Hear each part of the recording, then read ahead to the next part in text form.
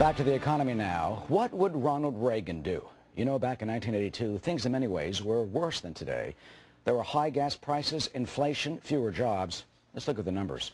In 1982, more people were unemployed than now, and with the smaller workforce, 11.9 million versus 11.6 million.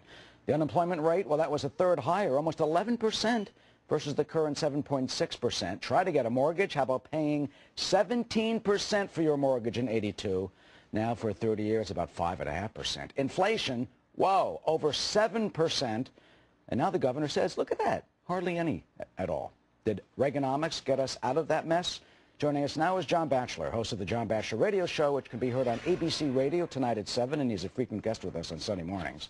And Peter Ferrara, who is with the Institute for Policy Innovation and was a member of the Reagan administration, who wrote a Wall Street Journal piece this week comparing what's happening today to then. Peter, let me start with you. What would Ronald Reagan do?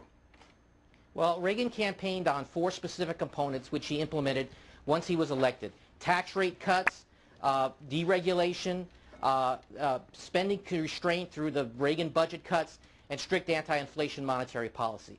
The result of that was spectacular. It was a 25-year economic boom. What Art Laffer and Steve Moore call in their new book, The End of Prosperity, the greatest period of wealth creation in the history of the planet. Now what's so interesting is Obama's doing exactly the opposite of the Reagan program. He's still promising increases in tax rates. He just passed the biggest increase in government spending in the history of the planet. He's promising to regulate everything, and the Fed is already gunning the money supply and reinflating the economy. So he's not only not following any single component of the Reagan program, he's doing the opposite of what Reagan did to such spectacular success. Well, he may say, why should I follow Reagan and what happened? That my plan will work. Well, the Reagan plan is a proven element. He keeps saying, Obama keeps saying he's not interested in ideology, he just wants what works. Well, what worked was those 4 specific free market components. Why is he avoiding every one of those? At AmericanSolutions.com, Newt Gingrich has a specific program to update the Reagan program for today. He has reductions in the corporate tax rate. He takes the middle class income tax rate of 25%, reduces it to 15%, cuts the payroll tax in half for 2 years, well, you know, 12 specific components. And Obama's doing none of those either. Well, Newt Gingrich is not president. The nation elected Mr. Obama. John, I mean, look, you got about 64% spending, and the administration would say, you got to spend that money, get it out there, that will create jobs. Good morning, Eric. The first thing that Ronald Reagan would do and his Congress would be to read the bill.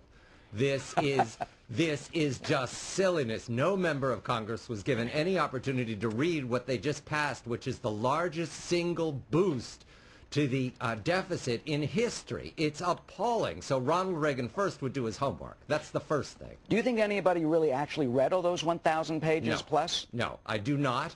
In fact, we see that Chris Dodd, the senior senator from Connecticut, slipped in something right there at the end that has phone calls ringing around the world because he seeks to cap the bonuses to the bankers we're depending upon to help us get out of this. In other words, the White House was against it.